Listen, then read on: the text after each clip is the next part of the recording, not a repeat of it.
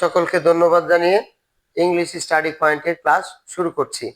আমরা এই স্টাডি পয়েন্টের মাধ্যমে, এই চ্যানেলের মাধ্যমে শিক্ষার্থীদেরকে ভাষা শেখাবার চেষ্টা করছি।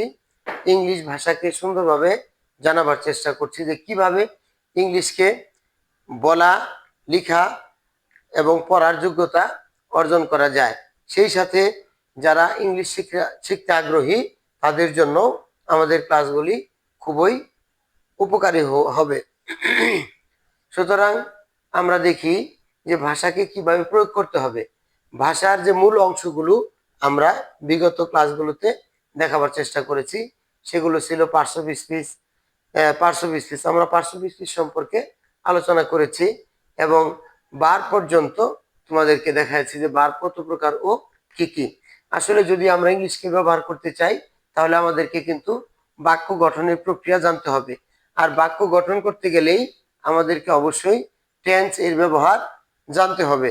টেন্স এর ব্যবহার জানা দরকার এই জন্য যে যখন আমরা কোনো বাক্যকে ব্যবহার করব, সেই বাক্যটি কোন কালের উপর নির্ভর করে হবে, এটা কি অতীতে না বর্তমানে না ভবিষ্যতে হবে, এটা কিন্তু আমাদেরকে অবশ্যই জানতে হবে।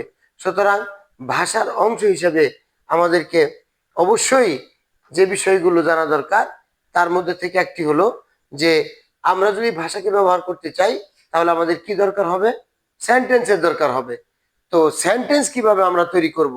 সেন্টেন্স যদি তৈরি করতে না পারি তাহলে তো আমরা আমাদের মনের ভাবকে প্রকাশ করতে পারবো না।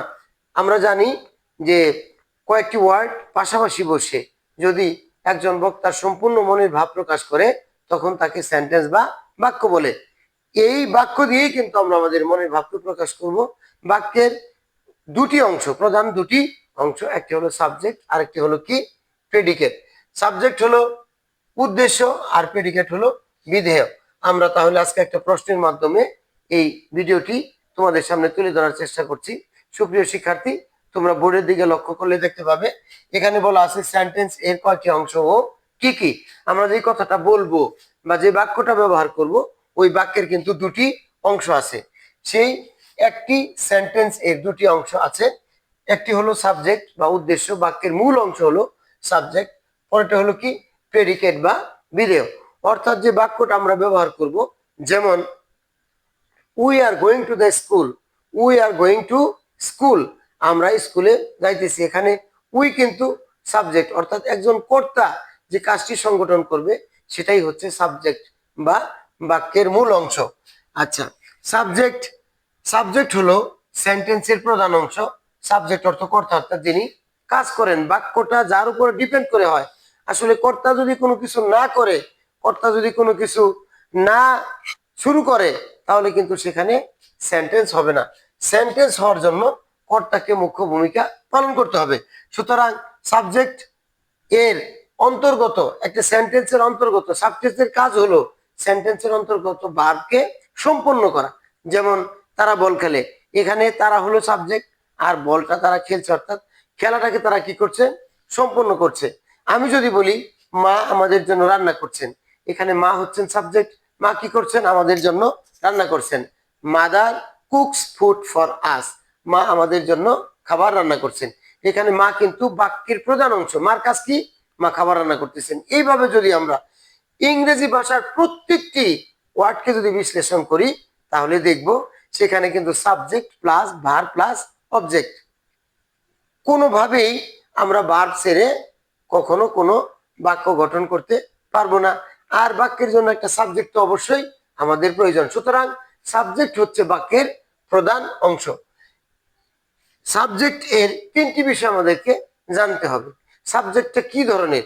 সাবজেক্টের কিন্তু নাম্বার, পার্সন এবং জেন্ডার, এই তিনটা জিনিস আমাদেরকে অবশ্যই জানতে হবে। নাম্বার হচ্ছে বচন। যখন কোনো বাক্য তৈরি করা হয় সেই বাক্যের যে সাবজেক্টটা হয় সেটা কি এক বচন না বহু বচন, অর্থাৎ সেখানে কি একজনই কাজ করছে নাকি অনেকজন কাজ করেছে। যদি আমরা বলি বালকটি মাঠে যায়, বালকটি মাঠে যায়, the boy goes to field, the boy goes to the field, এখানে কিন্তু একজন সাবজেক্ট। আর যদি বলি the boys are going to the field, বালকরা মাঠে যাইতেছে, এখানে কিন্তু বহুবচন। সুতরাং কর্তার এই দিকটা আমাদেরকে দেখতে হবে। আমি যে কথাটা বলতে চাচ্ছি, আমরা অনেকেই যে 8 বছর 10 বছর পর্যন্ত ইংলিশ পড়ার পরেও আমরা কিন্তু সাবজেক্ট চিনি না, সাবজেক্টের ধরন আমরা কিন্তু বুঝি না, বাক্য গঠন করতে পারি না। সুতরাং এই ভাষাকে শিখতে হলে যে জিনিসটা প্রয়োজন সেটা হলো সাবজেক্টের নাম্বার, পার্সন এবং জেন্ডার জানতে হবে। নাম্বার হলো বচন, যে এটা কি সাবজেক্টটা কি একজন না বহুজন, এটা তোমাকে জানতে হবে, তোমার মধ্যে এই অভিজ্ঞতাটা থাকতে হবে।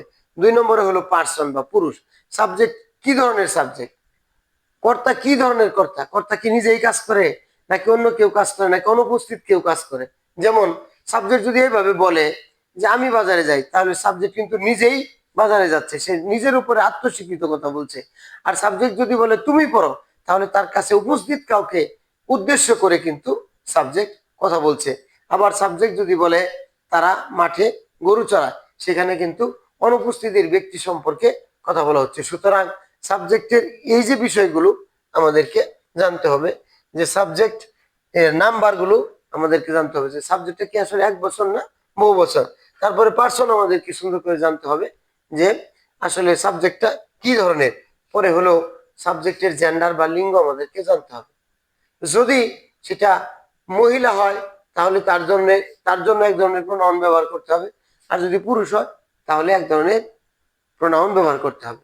যেমন my mother my mother is a good woman, আমার মা একজন ভালো মহিলা। She comes from a Muslim family, সে একটি মুসলিম পরিবার থেকে। সুতরাং এখানে মাদার যেহেতু মা, সেই জন্য তার জন্য কিন্তু শি আমরা প্রোনাউন ব্যবহার করেছি। My father is a farmer, আমার বাবা একজন কৃষক। My father is a farmer, আমার বাবা একজন কৃষক।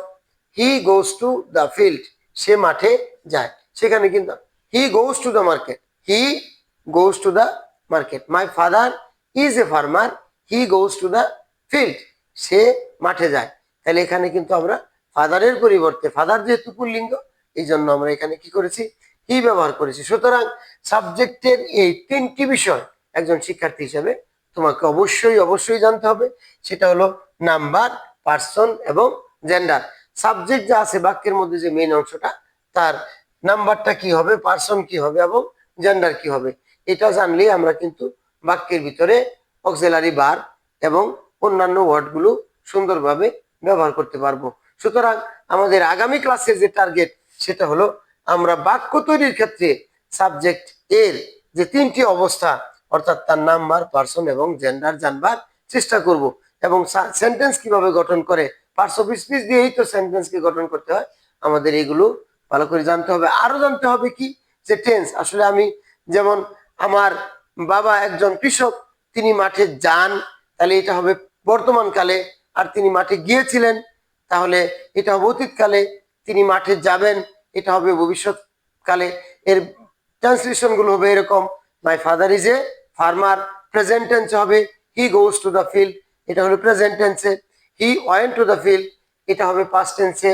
হি will go to the field, এটা হবে ফিউচার টেন্সে। সুতরাং ভাষাকে শিখতে হলে কিন্তু আমাদেরকে number, person, gender, parts of speech, একেবারে টেন্স, সব কিছু মিলাইয়াই কিন্তু আমাদেরকে পূর্ণভাবে ভাষাটাকে সুন্দরভাবে শিখতে হবে।